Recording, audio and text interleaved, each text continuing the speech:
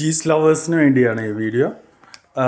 ലാ ഗുരേയ ഇത് ഞാൻ കാരി തിന്ന് ഒരുവിധാക്കി. എനിക്ക് ചീസ് ഭയങ്കര ഇഷ്ടമാണ്. സോ നല്ല ടേസ്റ്റാണ്. ഒന്ന് നോക്കാൻ വെച്ചാൽ ഏറ്റവും നല്ല ടേസ്റ്റുള്ള ചീസിലൊന്നാണ് ലാ ഗുരേ ലാ ഗ്രൂയേറെ വായിക്കാറിയില്ലേ. ലാ ഗ്രൂയേറെ എന്നാണ് പേര്.